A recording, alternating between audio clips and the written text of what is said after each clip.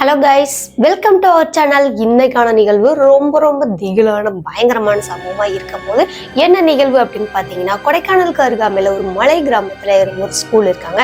அந்த ஸ்கூலில் தான் பயங்கரமான நைட் டைமில் அமானுஷ சத்தங்கள் கூடவே பேய் நடமாட்டம் இருக்குது அப்படின்ற மாதிரி சொல்லியிருக்காங்க. அங்கே படிக்க போன பிள்ளைங்களுக்கு நடந்த பயங்கர சம்பவத்தை பற்றி தான் இன்னைக்கான வீடியோவில் பார்க்க போகிறோம். ரொம்ப இன்ட்ரெஸ்டிங்கான வீடியோவாக இருக்க போது எந்த இடத்துலையுமே வீடியோவை ஸ்கிப் பண்ணாமல் பாருங்கள். வீடியோ பிடிச்சிருந்தா லைக் பண்ணுங்க, ஷேர் பண்ணுங்க, மறக்காம ஹைப் அப்படின்ற ஆப்ஷனும் கிளிக் பண்ணி விட்டுருங்க. வாங்க அந்த ஸ்கூல்ல என்ன நடந்துச்சு, அங்க யார் படிக்க போனாங்க, அவங்களுக்கு என்ன நடந்துச்சுன்றதை வீடியோ தொடர்ந்து பார்த்து தெரிஞ்சுக்கலாம்.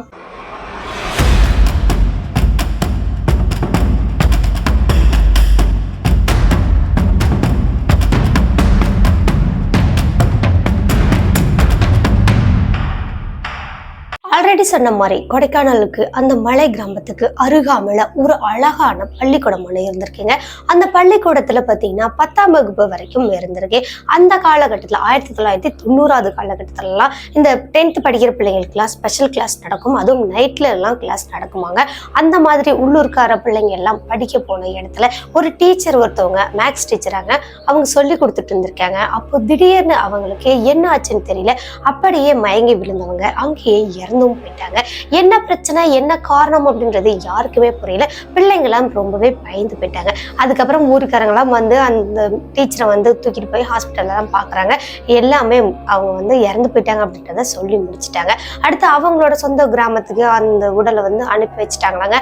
அதன் பிறகு இந்த பள்ளிக்கூடத்துக்குள்ள நுழையறதுக்கே அங்க அந்த கிளாஸ்க்கு போயிருந்த அந்த பிள்ளைங்க எல்லாம் பயப்பட ஆரம்பிச்சிருக்காங்க. ஒருவேளை அந்த டீச்சர் பேயா வந்துருவாங்களோ, டீச்சர் வந்து பேயா வந்துருவாங்களோ அப்படின்ற மாதிரி பிள்ளைங்க எல்லாம் பயப்பட ஆரம்பிச்சிருக்காங்க.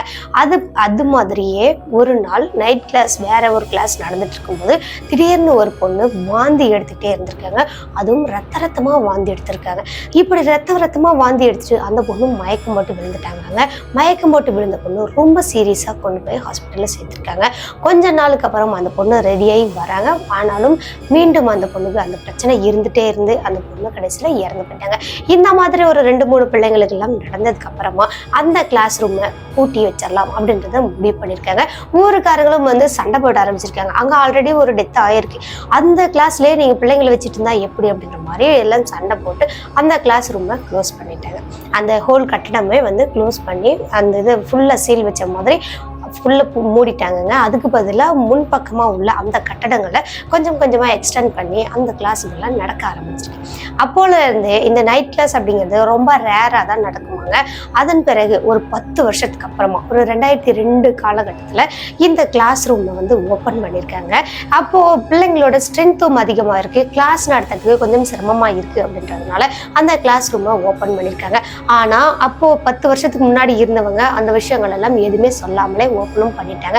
இந்த ஊருக்காரங்களும் அதை காலப்போக்கில் மறந்துட்டாங்க. என்னன்னா அந்த கிளாஸ் ரூம் பூட்டி வச்சதுக்கு அப்புறம் எந்த ஒரு பிரச்சனையும் இல்லைல்ல, வெளியே அந்த ஆன்மாவோ இல்லை நடமாட்டமோ எதுவுமே இல்லை அப்படின்றதுனால அது எல்லாமே தற்செயலா நடந்தது அப்படின்ற மாதிரி அவங்களும் விட்டுட்டாங்களாம். அடுத்தது அந்த கிளாஸ் ரூமை ஓப்பன் பண்ணி ஒரு வாரம் கழிச்சு அதே மாதிரி மேக்ஸ் கிளாஸ் அந்த கட்டடத்திலேயே நைட் கிளாஸ் நடக்குது. அந்த கிளாஸ் ரூம்குள்ள ஒரு 15 ஆண் பிள்ளைங்களும் ஒரு 10 பெண் பிள்ளைங்களும் போயிருந்திருக்காங்க. அங்க போயிட்டு ஒரு பெஞ்சிலையும் எல்லாருமே உட்கார்ந்து அந்த கிளாஸ் ரூம் அந்த பாடம் நடத்துறத கவனிச்சுட்டு இருந்திருக்காங்க. அந்த சாரும் போர்டு பக்கமா திரும்பி கணக்குகள் எல்லாம் சொல்லி கொடுத்துட்டு இருந்திருக்காரு.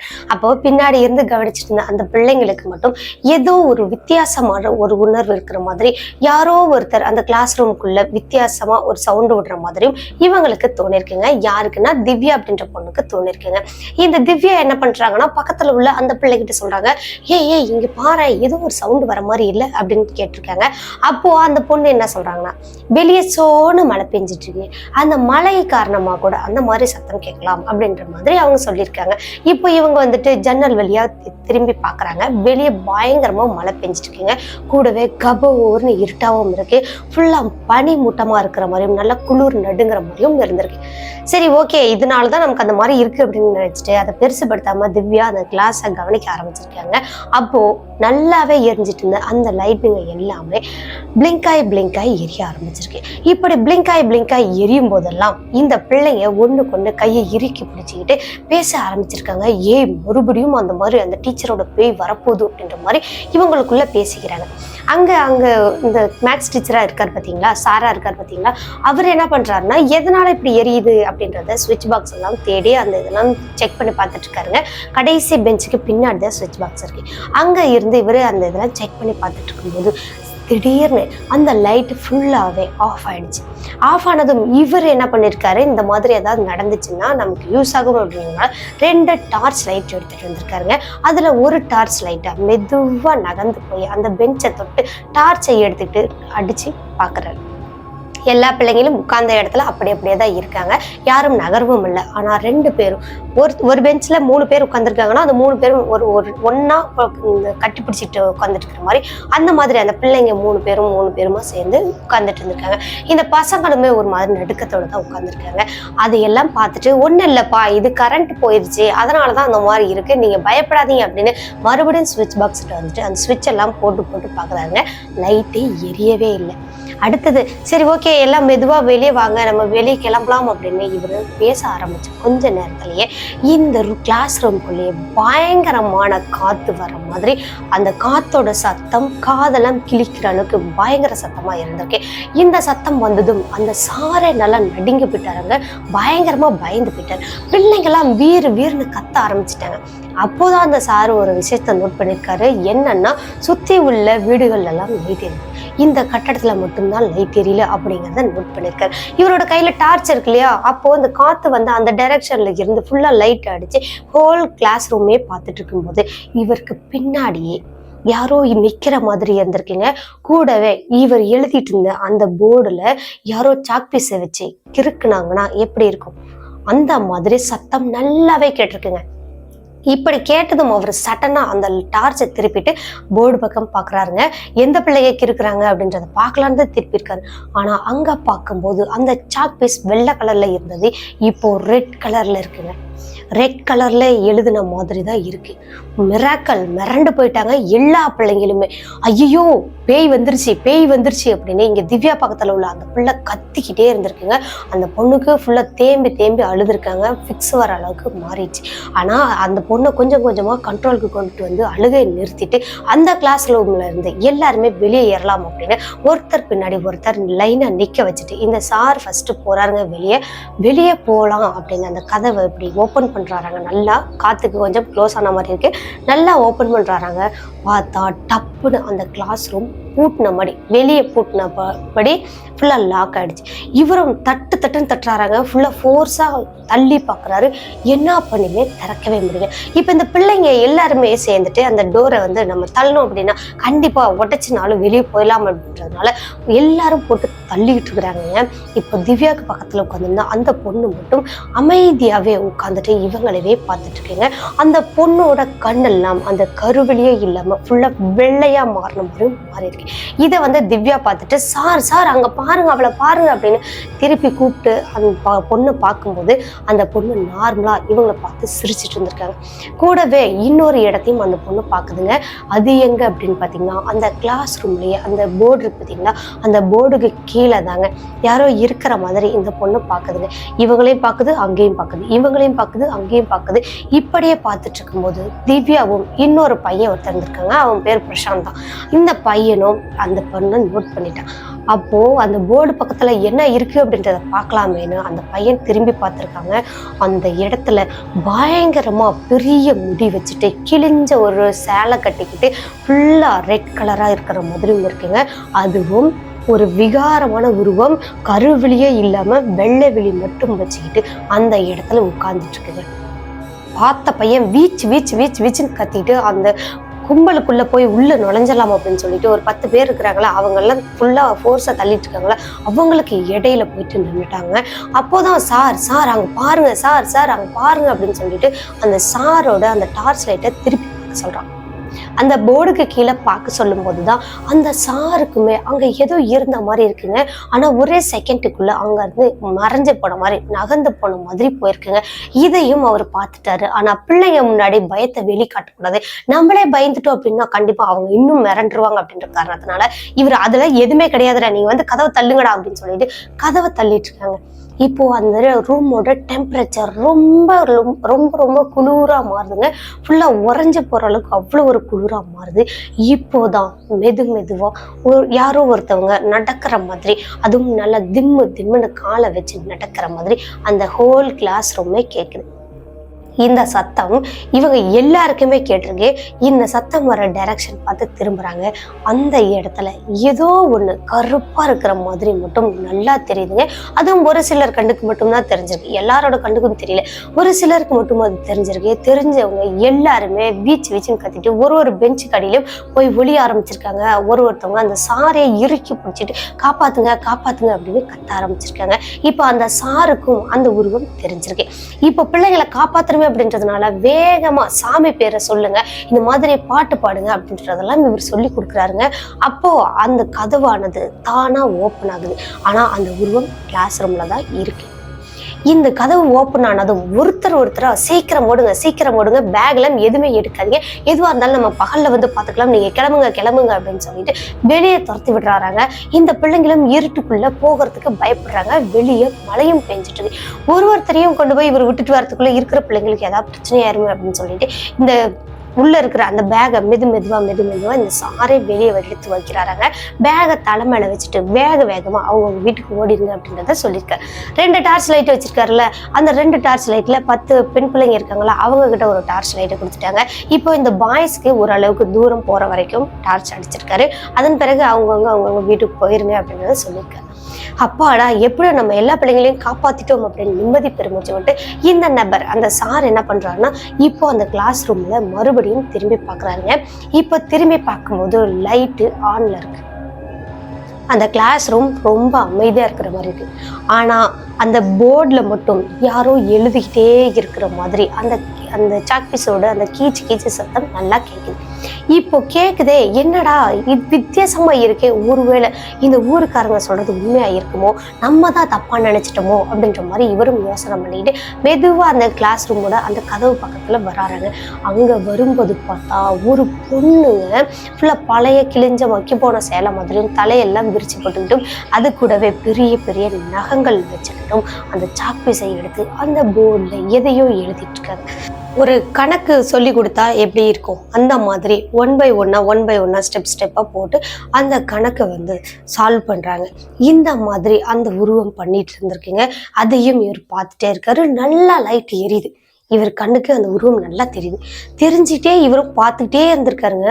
ஒரு 3-4 செகண்டுக்குள்ளேயே அந்த உருவம் இவர் திரும்பி பார்த்துட்டு சிரிச்சுட்டே அங்கேருந்து கரைஞ்சு போன மாதிரி பாதி உருவமா அப்படியே மெதுவா மறைஞ்சு அந்த உருவம் இல்லாமலே போயிடுச்சு. ஆஹா, இது உண்மைதான், இந்த கட்டடத்துல இறந்து போன அதே டீச்சரோட உருவம் தான் இது. அந்த உருவம் இன்னமுமே இங்கதான் இருக்காட்டுக்கு.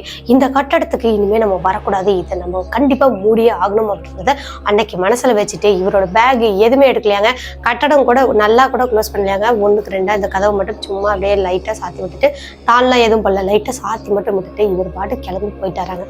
அங்க கிளம்பி போய் இவருக்குன்னு ஒரு ரூம் கொடுத்துருக்காங்க. ஒரு வீடு ஒன்று சின்னதா இருந்திருக்கு. இவரோட வீடு தான் தனியாகவும் இருந்திருக்கு. அந்த வீட்டுல போயிட்டு இவர் உட்கார்ந்துட்டு இங்க நடந்த விஷயங்கள் எல்லாத்தையும் யோசனை பண்ணிட்டே இருந்திருக்காரு. அப்போ மழையும் ஓரளவுக்கு விட்டுச்சு. மழை விட்டதுக்கு அப்புறமா ரொம்ப குளிரா இருக்கே, நம்ம ஒரு காஃபி குடிப்போம் அப்படின்னு சொல்லிட்டு வீட்லயே காஃபி எல்லாம் வச்சுட்டு அதை குடிச்சுக்கிட்டே வீட்டுல சேர் மேல உட்காந்துட்டு அந்த புக்குங்களை எடுத்து பாக்குறாருங்க. இவர் இன்னைக்கு பாடம் நடத்துறதுக்காக வச்சிருந்தார் இல்லையா, அந்த புக்குங்களும் எடுத்து பார்த்துட்டு இருக்காங்க. கரெக்டா இவர் அடுத்தது நடத்தலாம் அப்படின்னு வச்சுட்டு இருந்தா அதே கணக்கு தான் அந்த போர்டுல அந்த உருவம் எழுதியிருந்திருக்கு. இதையும் இவர் ஃபுல்லா பார்த்துட்டாரு. நல்லா நடுங்கி போயிட்டாரு. அந்த பயத்தோடவே அந்த டீ கப்பை கூட நல்லா அவரால் பிடிக்க முடியல, கையெல்லாம் நடுங்கிக்கிட்டே இருந்திருக்கு. அடுத்தது அந்த புக்கை ஃபுல்லா பார்த்து முடிச்சுட்டு க்ளோஸ் பண்ணி முடிச்சுட்டு காஃபி ரிலாக்ஸா குடிக்கலாமே அப்படின்னு கொஞ்சமா குடிச்சிட்டு இருந்திருக்காரு. அப்போ இவங்களோட வீட்டு கதவை யாரோ தட்டுற மாதிரி இருந்திருக்கு. கதவை யாரும் இந்நேரத்துக்கு தட்டுறாங்க, கண்டிப்பா நம்ம மனுஷங்களா இருக்காது, ஒருவேளை மிருகங்களா இருக்குமோ, நம்ம கதவை திறக்கக்கூடாது அப்படின்றதுனால இவர் கதவை திறக்கவே இல்லையாங்க. ரொம்ப நேரம் கதவை தட்டிக்கிட்டே இருந்திருக்குங்க. படார்னு அந்த கதவை உடையிற அளவுக்கு அவ்வளோ ஒரு ஹெவியா தட்டி இருந்திருக்கு. கண்டிப்பா இது மனுஷனோட வேலையே கிடையாது அப்படின்னு நினைச்சிட்டு இந்த நபர் என்ன பண்றாருன்னா, இவங்களோட அந்த மெயின் டோருக்கு முன்னாடி கொஞ்சம் தூரத்துலயே ஒரு ஜன்னல் ஒண்ணு இருக்காங்க. அந்த ஜன்னல் வழியா பார்த்தோம் அப்படின்னா வெளியே என்ன இருக்கு அப்படின்றத தெரிஞ்சுக்கலாம். அந்த மாதிரி அவரும் எட்டி பாக்குறாரு. இவருக்கு எதுவுமே தெரியல. இவரோட கண்ணுக்கு தான் எதுவும் தெரியல போல அப்படின்னு நினைச்சிட்டு மறுபடியும் இவர் என்ன பண்றாருன்னா கிச்சனோட அந்த ஜன்னலை ஓபன் பண்ணி பாக்குறாரு. அங்க பார்க்கும்போது இவரோட கண்ணுக்கு எதுவுமே தெரியல. சரி லைட்டை போட்டு பார்ப்போமே அப்படின்னு லைட்டை போட்டுட்டு அதன் பிறகு பாக்குறாங்க. உள் பக்கமா இருந்து வெளி லைட் கொள்ளமா அந்த லைட்டை போட்டுட்டு பாக்குறாரு. அப்போதான் அங்க அவரோட கிளாஸ் ரூம்ல பார்த்தா அதே பொண்ணோட உருவம், அதே விகாரமான ரொம்ப கொடூரமான உருவம், அதே டீச்சரோட உருவம் அங்க இருந்திருக்கு. இதை பார்த்தவர் ஐயையோ அப்படின்னு வேகமா கத்துனாராங்க. இவர் கத்துற அந்த சத்தத்தை கேட்டுட்டு அந்த உருவம் சடனா இவர் நிக்கிற அந்த டைரக்ஷன் பார்த்து திரும்பின அடுத்த செகண்டே இவருக்கு அப்படியே உச்சந்தலையில இருந்து உள்ளங்கால் வரைக்கும் அவ்வளவு ஒரு பயத்துல உறைஞ்சு போயிட்டாராம். விட்டா அங்க கிச்சன்லயே யூரினே போயிருந்துருப்பாராம். அந்த அளவுக்கு பயங்கரமான உருவமா இருந்திருக்கு. செமையா பயந்தும் போயிட்டார். இப்படி மிரண்டு போனவர் அங்க கிச்சன்ல நிக்குவாருன்னு நினைக்கிறீங்களா? கிடையவே கிடையாதுங்க. லைட் எல்லாம் ஆஃப் கூட பண்ணலையாங்க. வேகமா ஓடி வந்துட்டு இவங்களோட அந்த வீட்டுக்குள்ளேயே சின்னதா ஒரு சாமி போட்டோ மட்டும் வச்சிருந்திருக்காரு. அந்த சாமி போட்டோவை இப்படி நெஞ்சோட அணைச்சபடி அப்படியே இறுக்கி பிடிச்சிக்கிட்டு அன்னைக்கு விடியவே உட்கார்ந்துட்டு இருந்திருக்காருங்க. இவரை அறியாமலே அப்படி உட்கார்ந்தபடியே எவ்வளவு நேரத்துக்கு தூங்குனாருன்றது தெரியல. ஆனா தூங்கிட்டார். காலையில எழுந்திருக்கிறாருங்க. அவரும் இவரா எந்திரிக்கல. அவங்களோட வீட்டு கதவை மறுபடியும் யாரோ தட்டுறாங்க. பயங்கரமா சத்தம் போட்டு தட்டுறாங்க. சார் வெளியே வாங்க அப்படின்னு கதவு தட்டுறாங்க.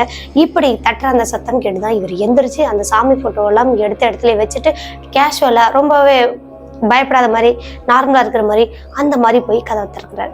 திறந்துட்டு பார்த்தா அங்க அந்த திவ்யா கூட இன்னொரு பொண்ணு வந்துருச்சுல்ல, அந்த பொண்ணுக்கு பயங்கரமா ஃபிக்ஸ் வந்துருச்சாங்க. சரி என்ன பண்றதுன்னு தெரியல, வாங்க அப்படின்னு சொன்ன மாதிரி கூப்பிட்டுருக்காங்க. அப்போ இவரும் போயிட்டு ஹாஸ்பிட்டல் கூட்டிட்டு போங்க, இந்த மாதிரிலாம் நீங்க வீட்லயே வைத்தியம் பண்ணக்கூடாது, ஹாஸ்பிட்டல் கூட்டிட்டு போகலாம் அப்படின்னு சொல்லிட்டு இவரும் ஆம்புலன்ஸுக்கெல்லாம் ஃபோன் பண்ணி பாக்குறாருங்க. ஆம்புலன்ஸ் வரத்துக்குள்ளயுமே இந்த பொண்ணு ஏதாவது ஒண்ணு அரேஞ்ச் பண்ணி நம்ம கூட்டிட்டு போயிடலாம் அப்படின்னு இந்த சாரும் கூட ஊருக்காரங்க 2 பேரும் சேர்ந்து ஒரு கார் அரேஞ்ச் பண்ணி ஹாஸ்பிட்டல் கூட்டிட்டு போயிருக்காங்க. அங்க கூட்டிட்டு போயிட்டு இந்த பொண்ணு பெட்ல சேர்க்கறாங்க. அந்த ஃபிக்ஸ் வந்து நிக்கவே இல்லையாங்க. ரொம்ப நேரம் இந்த ஃபிக்ஸோட அந்த பொண்ணு ரொம்ப போராடிட்டு இருந்திருக்காங்க. ரொம்ப சிவியரா வந்துருந்திருக்கு. அதையெல்லாம் இந்த டாக்டர்களும் ஊசி எல்லாம் போட்டு ட்ரிப்ஸ் எல்லாம் போட்டு எல்லாம் பண்ணி ஓரளவுக்கு கண்ட்ரோலுக்கு கொண்டுட்டு வந்துட்டாங்க. கண்ட்ரோலுக்கு வந்ததுக்கு அப்புறமா இந்த பொண்ணு மயக்கத்திலே இருந்திருக்காங்க. கண்ணை திறக்கவே இல்லை. என்ன காரணம்னு தெரியல. இவ்வளவு நேரம் வரைக்கும் அந்த பொண்ணு மயக்கத்திலே இருக்கே அப்படின்றத இந்த டாக்டருங்கெல்லாம் அவங்களோட வீட்டுல இன்ஃபார்ம் பண்ணியிருக்காங்க. அவங்கெல்லாம் போய் பாக்குறாங்க, பேசுறாங்க. அப்பவுமே அந்த பொண்ணு கண்ணை திறக்கவே இல்லையாங்க. ஃபுல்லா கண்ணை மூடினபடியே தான் இருக்கு. இவங்களுக்கு ஒரே டவுட், உயிரோட இருக்கா இல்லையா, இவ்வளவு நேரம் வரைக்கும் ஏன் கண்ணை திறக்கல அப்படின்ற மாதிரி இவங்களும் பக்கத்துல போயிட்டு தொட்டெல்லாம் பாக்குறாங்க. அந்த பொண்ணு உயிரோட தான் இருக்கு, ஆனா கண்ணவே திறக்கல. சரி கண்ணை திறக்கிற வரைக்கும் வெயிட் பண்ணுவோம் அப்படின்னு அன்னைக்கு ஹோல் டேவுமே அந்த ஹாஸ்பிட்டல்லே போயிச்சாங்க.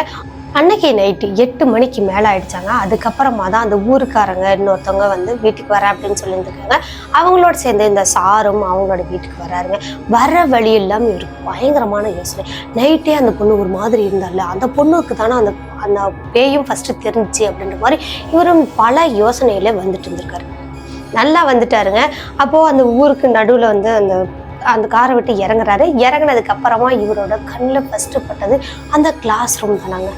இவர் அந்த கிளாஸ் ரூமை அந்த கதவுலாம் லைட்டாக மட்டும் சாத்திட்டு போயிருந்தாங்க.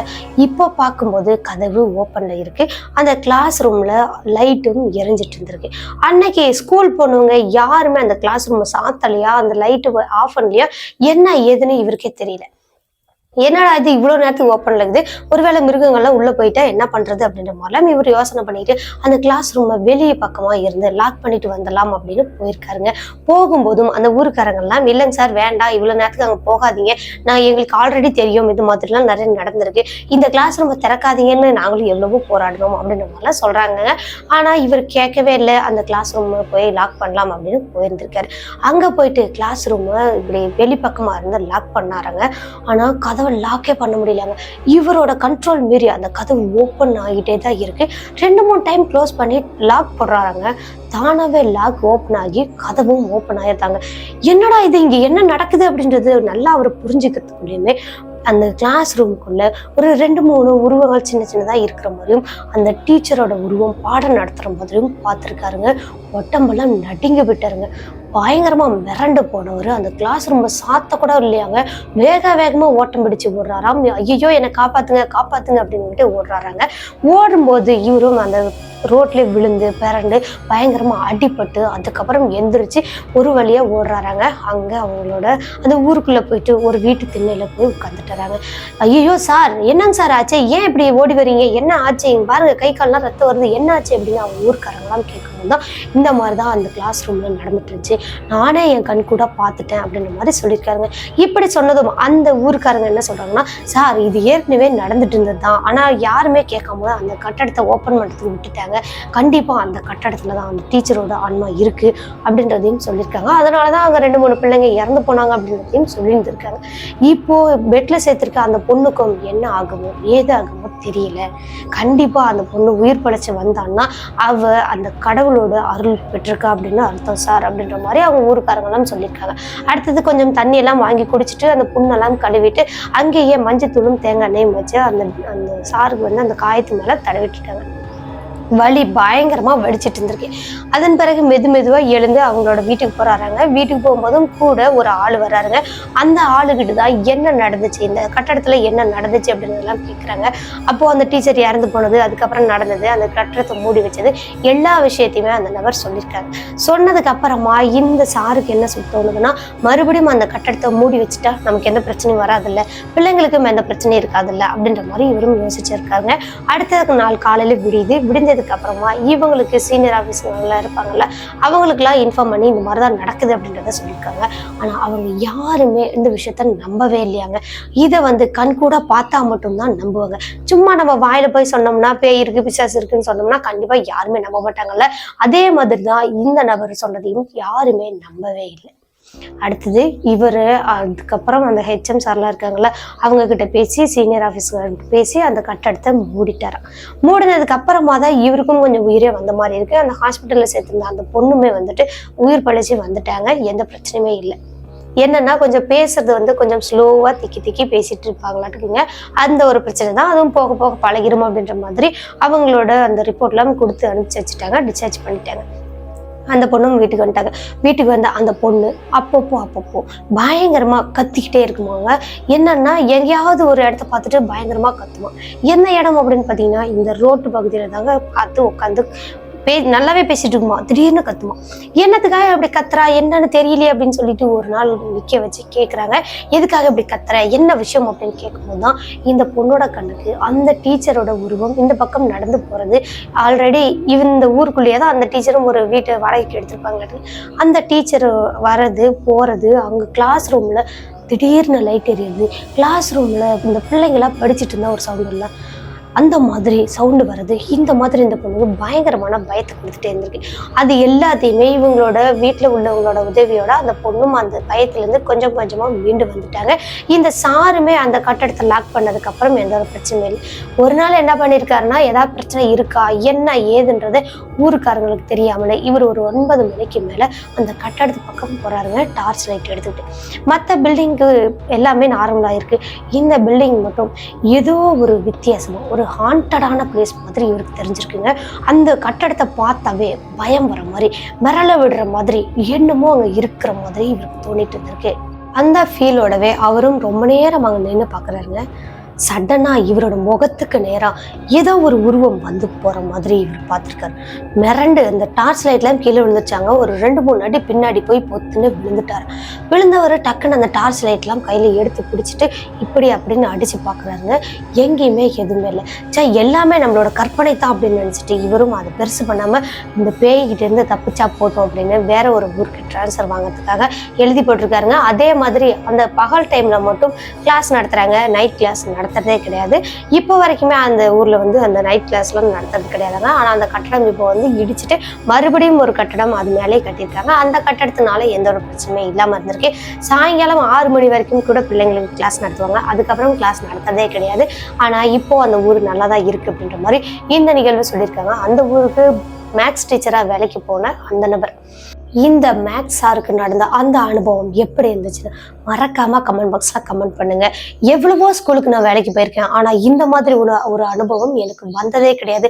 ரொம்ப நாள் வரைக்கும் அந்த அந்த கனவு மாதிரி அங்க நடந்த அந்த விஷயங்கள் அப்பப்போ இவரோட மைண்டுக்குள்ள வந்துட்டு போயிட்டு இருக்குமா. அது எல்லாமே காலப்போக்கில் அவரும் சரி பண்ணிக்கிட்டாராங்க. எந்த ஒரு பிரச்சனையும் இல்லாம இவர் வேற ஒரு ஸ்கூலுக்கு போயிட்டு ஒர்க் பண்ணிட்டு இருக்காரு. இந்த நிகழ்வு எப்படி இருந்துச்சுன்னு மறக்காம கமெண்ட் பாக்ஸ்ல கமெண்ட் பண்ணுங்க. வீடியோ பிடிச்சிருந்தா லைக் பண்ணுங்க, ஷேர் பண்ணுங்க. மறக்காம உங்களோட ஃப்ரெண்ட்ஸ் அண்ட் ஃபேமிலிக்கு நம்மளோட சேனலை ரெக்கமெண்ட் பண்ணுங்க. ஓகே கைஸ், இது மாதிரி பயங்கரமான திகிலான பேய் கதைகள்லாம் கேட்கணும் அப்படின்னா நம்மளோட சினோ ஸ்டோரிஸை மறக்காம சப்ஸ்கிரைப் பண்ணிக்கோங்க. பக்கத்தில் உள்ள பெல் ஐக்கான்ல ஆல் கொடுத்து வைங்க. அது மட்டும் இல்லை, இது மாதிரியான உங்களோட வாழ்க்கையிலையோ அல்லது உங்கள் ஃப்ரெண்ட்ஸ் அண்ட் ரிலேட்டிவ்ல யாருக்காவது பயங்கரமான பேய் சம்பவம், திகிலான அனுபவம், ஒரு ஹாரரான விஷயங்கள்லாம் நடந்திருக்கு அப்படின்னா அதை நம்மளோட சேனலில் வீடியோவாக பார்க்கணும் நீங்கள் ஆசைப்படுறீங்களா? உங்கள் வீட்டில் இருக்கிற எல்லாரோட சம்மதத்தோடையும் நம்மளோட சேனலில் அந்த சம்பவம் வீடியோவாக வரணும்னு நீங்கள் நினச்சிங்கன்னா என்னோட வாட்ஸ்அப் நம்பருக்கு நீங்கள் வாய்ஸ் நோட்டாக சென்ட் பண்ணிக்கலாம். கண்டிப்பாக அந்த நிகழ்வு நம்மளோட சேனலில் வீடியோவாக பார்க்க முடியும். ஓகே கைஸ், மீண்டும் ஒரு திகிலான பயங்கரமான ஹாரரான இன்ட்ரெஸ்டிங் கோஸ்ட் ஸ்டோரியோட அடுத்த எபிசோட்ல சந்திக்கிற வரைக்கும் உங்களிடமிருந்து விடைபெறுகிறேன். உங்கள் சினோ ஸ்டோரிஸில் நான் உமா. டாடா பாய்.